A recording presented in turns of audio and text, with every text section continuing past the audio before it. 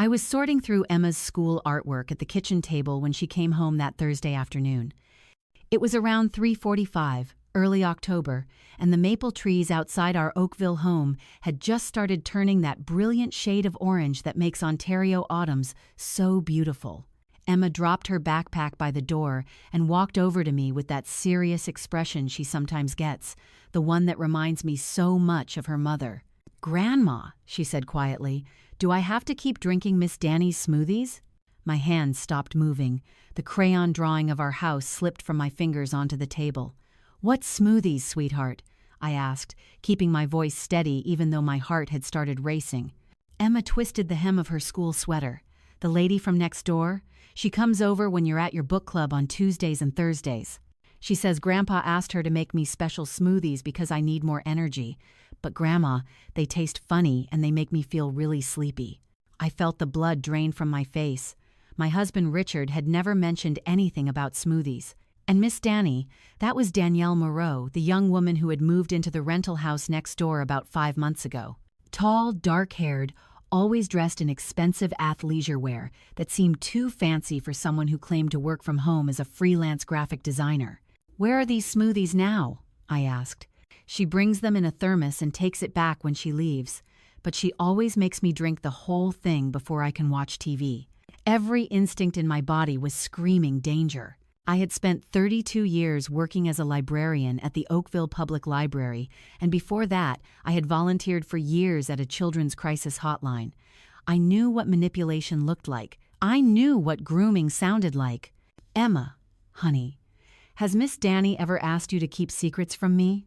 She nodded slowly. "She said the smoothies are our special secret because Grandpa wants me to be healthy, and if I tell you, you might get worried and make me stop drinking them." She said worried grandmas aren't fun grandmas. I pulled my granddaughter close and held her tight. "You did the right thing telling me, sweetheart. You did exactly the right thing. From now on, don't drink any more of those smoothies, okay? And this stays between us for now." I need to explain something here. Emma came to live with us 3 years ago, when she was just 5 years old. Her parents, my daughter Christine and her husband David, were killed by a drunk driver on Highway 401 on their way home from a weekend trip to Montreal. The call came at 2 in the morning, and my world shattered into pieces. Christine was our only child. Losing her nearly destroyed me. But Emma needed us. She needed stability, love, and a home. Richard and I took her in without hesitation. We converted the guest room into a bedroom fit for a princess, complete with pink curtains and a bookshelf full of fairy tales. We enrolled her in the local elementary school, took her to therapy to help process her grief, and slowly, carefully rebuilt our lives around this precious little girl who had lost everything. Richard was wonderful with her at first. He would read her bedtime stories, take her to the park on weekends, help her with her homework. But over the past year, I had noticed him becoming distant. He spent more time in his home office, claimed to be consulting for his former accounting firm, took phone calls in the garage. I had chalked it up to retirement, restlessness, to a man struggling to find purpose after 40 years in the workforce. Now I wondered if I had been blind. After Emma went upstairs to do her homework, I sat at the kitchen table thinking. Richard was at a supposed client meeting in Toronto and would not be home until around 7. I had time to investigate. I called my closest friend, Dr. Susan Walsh, a retired emergency room physician who lived about 15 minutes away in Burlington. Susan and I had been friends since our daughters were in Girl Guides together, and she was the most level-headed person I knew. "Maggie, what's wrong?" she asked immediately. She always could read me. "I need to ask you something, and I need you to be honest with me. If someone were giving a child something to make them sleepy, something hidden in a smoothie, what might that be?" There was a long pause. "Maggie, why are you asking me this? Just tell me, please." Susan's voice became clinical. "There are several possibilities. Antihistamines like Benadryl in high doses can cause drowsiness. Certain anxiety medications. Sleeping pills crushed up. Some cough syrups. Why? Is Emma okay?" I told her everything. About Danielle Moreau. About the secret smoothies. About Richard's supposed involvement. "Maggie, listen to me carefully," Susan said, her voice urgent. You need to document everything. If you can get a sample of that smoothie, bring it to me. I still have connections at Joseph Brant Hospital. We can get it tested quietly. But more importantly, you need to find out what your husband knows. That evening, I pretended everything was normal. Richard came home at 7:15, kissed me on the cheek, asked about my day, played a quick game of Candyland with Emma before dinner. I watched him across the dinner table. This man I had been married to for 38 years and wondered how I could have missed the signs. Or perhaps there had been no signs. Perhaps he had simply become very skilled at deception. After Emma went to bed, I confronted him in the living room. "Richard, we need to talk about Danielle Moreau." His face remained neutral. "Who?" "The woman next door. The one who's been coming into our house when I'm not here. The one who's been giving Emma smoothies." He shifted in his chair. "Oh, that." Danny mentioned she was into nutrition and wellness. She offered to make Emma some healthy smoothies to boost her immune system before flu season. I said it was fine. They're just fruit and vegetables. "And you didn't think to mention this to me? You didn't think to ask my permission before letting a stranger give our granddaughter drinks?" "She's not a stranger. She's our neighbor. And you're always so busy with your book club and your library volunteer work, I didn't think it was a big deal." "When exactly did Danielle approach you about this?" He hesitated. "Maybe 4-5 months ago, shortly after she moved in. And how well do you know her, Richard? How often do you talk to her?" Something flickered across his face. Guilt. Fear. "We're just neighbors, Maggie. We chat sometimes when we're both outside." I stood up and walked to the window, looking out at the house next door. Danielle's lights were on, casting a warm glow through her curtains. "I don't believe you," I said quietly. "Something is wrong here, and I'm going to find out what it is."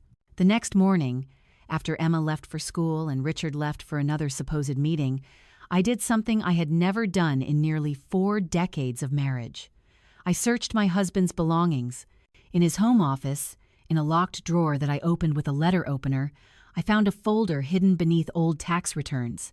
Inside were credit card statements showing regular charges at upscale restaurants in Toronto, Scarborough, and Mississauga, hotels in Niagara Falls, a jewelry store on Bloor Street. None of these purchases had ever appeared on our joint account statements. Richard had a secret credit card. There were also printed emails. I read through them with growing horror. Messages between Richard and someone saved as DM. Intimate messages, planning messages, messages that made me physically ill. "Can't wait to see you Thursday. The kids should be out by 4 p.m. We'll have at least 2 hours. The smoothies are working perfectly. She's asleep within 20 minutes. You're amazing. I haven't felt this alive in years.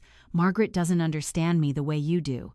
I photographed everything with my phone, my hands trembling so badly that some of the pictures came out blurred. I had to retake them 3 times. That afternoon, I picked Emma up from school myself instead of letting her take the bus. We drove to Susan's house in Burlington. Susan examined Emma gently, asking questions about how she felt after the smoothies, whether she had headaches or stomach aches, whether she remembered anything from her Thursday and Tuesday afternoons. "I just feel really sleepy," Emma said, "like super sleepy. And when I wake up, Miss Danny is usually gone and Grandpa's watching TV. Sometimes my mouth feels dry and weird." Susan caught my eye over Emma's head, and I could see the concern there. "Emma, sweetie, would you like to watch some cartoons in the living room while I talk to your grandma? My granddaughter left some toys here too, if you want to play." Once Emma was settled, Susan led me to her kitchen and closed the door. "Maggie, I can't say for certain without tests, but based on Emma's symptoms, I suspect she's being given some kind of sedative. The rapid onset of drowsiness, the dry mouth, the grogginess upon waking, these are classic signs. We need to get Emma's blood tested, and we need to do it soon before whatever's in her system clears out." "How do I do that without alerting Richard?" "I have a friend, Dr. Patricia Young, at McMaster Children's Hospital. I'll call her now. She can see Emma tomorrow morning, run the tests, and keep it confidential. But Maggie, you also need to contact the police." The next 48 hours were the most difficult of my life. I took Emma to McMaster under the pretense of a routine checkup. Dr. Young was kind and thorough, taking blood and urine samples while keeping Emma distracted with stickers and coloring books. Meanwhile, I went to the Halton Regional Police Station and asked to speak with someone about a potential crime against a child. The detective assigned to me was a woman named Maria Santos, a sharp-eyed officer in her 40s who listened to my story without interruption, taking careful notes. "Mrs. Patterson," she said when I finished, "what you're describing is very serious. Administering drugs to a minor without medical necessity is a criminal offense. So is child endangerment. If your husband was complicit in this, he could face charges as well. I don't know if he knew about the sedatives specifically, but he knew about the smoothies. He arranged for Danielle to come into our home when I wasn't there. He gave her access to my granddaughter." Detective Santos nodded. "We'll need to investigate Danielle Moreau. Can you give me her address?" The lab results came back 2 days later. Dr. Young called me personally. "Mrs. Patterson, we found traces of promethazine in Emma's blood work. It's an antihistamine, sometimes used as a sedative. In the doses that appear to have been administered, it would cause significant drowsiness in a child Emma's size, lasting several hours. Prolonged use could affect her cognitive development and potentially cause dependency." I felt sick. Is she going to be okay? We've caught it relatively early. With no further exposure, she should recover fully. But Mrs. Patterson, this is a criminal matter now. I'm obligated to report this to Children's Aid and the police. Detective Santos moved quickly after that. She requested surveillance footage from our neighbors, ran a background check on Danielle Moreau, and discovered something that made everything worse. Her real name is Danielle Martin, the detective told me over the phone. She has prior convictions in British Columbia for fraud and theft. She served 18 months in a provincial facility in Abbotsford. Her pattern is targeting wealthy older men, usually through rental properties in affluent neighborhoods. She moves in, identifies a target, initiates an affair, and then uses access to the home to steal valuables while the wife is away. But why drug Emma? Why not just wait until she's at school? Because your granddaughter's school schedule didn't align with the times your husband could be home without you. Tuesdays and Thursdays, when you're at book club, Emma is home by 3:30. Danielle needed her out of the way. I thought about all those Tuesday and Thursday afternoons, about Emma sleeping on the couch while my husband carried on an affair in our own home, about the danger my granddaughter had been in, all because of Richard's selfishness and betrayal. Detective Santos proposed a plan. The following Thursday, I would go to book club as usual. But instead of leaving Emma home alone with the expectation of Danielle's arrival, Emma would be at Susan's house. Police would be stationed outside our home, watching. When Danielle arrived and let herself in, they would move in. "We need to catch her in the act," Detective Santos explained. "We need her to enter your home with intent. Your husband hasn't been told anything, correct?" "No. I've been acting normal." "Good. Keep it that way. If he tips her off, we lose our chance." That Thursday was agony. I dropped Emma at Susan's house, went to my book club at the library, and sat there for 2 hours pretending to discuss a novel I hadn't read a single page of. My phone was on silent, but I checked it every few minutes, waiting for Detective Santos's call. At 4:17, my phone buzzed. "We have her, Mrs. Patterson." She let herself in with a key, went directly to the kitchen, and was preparing something in a thermos when we entered. She had a bottle of promethazine syrup in her purse. She's being charged with break and enter, possession of a controlled substance, administering a noxious substance to a minor, and child endangerment. Given her record, she's looking at significant time. I drove to Susan's house with tears streaming down my face. When Emma ran to hug me at the door, I held her so tight I was afraid I might hurt her. "Is the bad lady going away?" Emma asked, her voice small. "Yes, sweetheart. She's going away for a very long time." That night, I confronted Richard. I did not yell. I did not cry. I simply laid out everything I knew. The emails, the credit card statements, the smoothies, the sedatives, the affair. He tried to deny it at first. Then he tried to minimize it. Then, finally, he tried to blame me. "You're always so busy with your books and your volunteering," he said, his voice bitter. You never have time for me anymore. Danny made me feel young again. She made me feel wanted. So your solution was to let your mistress drug your granddaughter so you could have afternoon trysts in our home? Do you understand what you've done, Richard? You put Emma in danger. You let a criminal into our house. You betrayed everything we built. I didn't know about the drugs.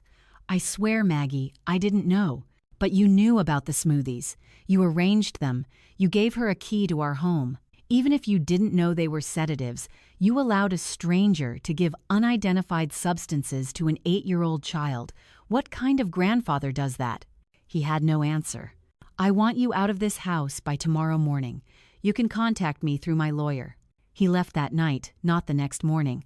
I heard his car pull out of the driveway at 11:30, and I felt nothing. No sadness, no anger, just a hollow emptiness where my marriage used to be. The divorce took 8 months. Richard hired an expensive lawyer from Toronto, tried to argue that he had been manipulated by Danielle Martin, that he was a victim too. I had my own lawyer, a sharp woman named Rebecca Torres, who specialized in family law and did not suffer fools. The judge was not sympathetic to Richard's arguments. The evidence was clear. He had facilitated access to our home for a known criminal. He had allowed that criminal to administer drugs to his granddaughter. His negligence had directly endangered a child in his care. I was awarded the house, full custody of Emma, and 70% of our shared assets. Richard was given supervised visitation rights, 1 Saturday afternoon per month, monitored by a social worker. In the 2 years since, he has exercised that right exactly 3 times. Danielle Martin pleaded guilty to avoid a trial. Her lawyer negotiated a reduced sentence of 5 years in the Grand Valley Institution for Women, but with her prior record and the severity of the charges, she will likely serve most of it. She admitted everything in her statement. She had researched wealthy retirees in the Greater Toronto Area, identified Richard through an old business association directory, rented the house next door specifically to be close to him, seduced him, and then used her access to our home to steal from us. When police searched her rental house, they found over $40,000 worth of items she had taken from our home over those 5 months. My mother's pearl necklace, a set of sterling silver candlesticks that had been a wedding gift, antique books from my personal collection. Small things I had not even noticed were missing. She had been selling them online, shipping them to buyers across North America. Emma had nightmares for a while. She would wake up crying, afraid that the smoothie lady was coming back. We started seeing a child psychologist, Dr. Jennifer Okonkwo, who specialized in trauma. Through play therapy and careful conversations, Emma slowly began to heal. Dr. Okonkwo taught her about body autonomy, about the difference between good secrets and bad secrets, about trusting her instincts when something felt wrong. Your granddaughter is remarkably resilient, Dr. Okonkwo told me after a session about 6 months in. The fact that she came to you when she felt uncomfortable saved her from much worse outcomes. You've raised her to trust her own feelings, and that's the greatest protection you could have given her. I poured myself into being the best grandmother I could be. I cut back on my volunteer work to be home more. I enrolled Emma in swimming lessons, in a Saturday art class at the community center, in a book club for kids at the library. I made sure she knew, every single day, that she was safe and loved and protected. About a year after the divorce, I met Gordon at a community garden event. He was a retired high school principal, widowed 3 years earlier, with kind eyes behind wire-rimmed glasses and a gentle laugh. We started as gardening partners, sharing tips on tomatoes and debating the merits of raised beds versus in-ground planting. Friendship turned into something more, slowly and carefully. I was not looking for romance. I was not sure I could trust again. But Gordon was patient. He understood trauma. He had spent 40 years working with teenagers, and he knew that healing takes time. One evening, Emma asked me, "Grandma, is Mr. Gordon your boyfriend?" I smiled. "Would that be okay with you?" She thought about it seriously, the way she thinks about everything now. "He's nice. He doesn't lie, and he always asks me how I'm feeling, like he really wants to know. I think it would be okay." So simple. He doesn't lie. That had become Emma's measure of a good person. someone who tells the truth, even when it's hard. Gordon and I got married the following spring in a small ceremony in the backyard, just family and close friends. Susan was my matron of honor. Emma was my flower girl, wearing a yellow dress she had picked out herself because yellow was the color of sunshine and she wanted our wedding to be bright. Gordon moved into our house. He turned Richard's old office, the room where I had found all those damning documents, into a music room. He plays piano, and now the house is filled with music instead of secrets. Emma has started taking lessons from him, and on Sunday mornings I can hear them practicing duets while I make breakfast. Life has settled into a new rhythm. Gordon coaches Emma's school chess club. I've returned to my library, volunteering, but only on Monday and Wednesday mornings when Emma is at school. We have dinner together every night, the three of us, talking about our days, sharing stories, laughing at Gordon's terrible jokes. Sometimes I still think about those Thursday afternoons, about what might have happened if Emma had not spoken up, about how much worse things could have been. I push those thoughts away. She was brave, she trusted me, and I protected her. That is what matters. Last month, Emma came home from school with a project assignment. She had to write about her hero. "I wrote about you, Grandma," she said, showing me her paper. "I wrote about how you believed me when I told you something was wrong, and how you kept me safe." I cried reading it. Happy tears, the kind that heal instead of hurt. Emma is 11 now, thriving in grade 6, top of her class in reading and science. She wants to be a lawyer when she grows up, she says, so she can help protect kids like Detective Santos protected her. She has joined the school's peer mediation program and takes it very seriously, helping other students resolve conflicts with fairness and honesty.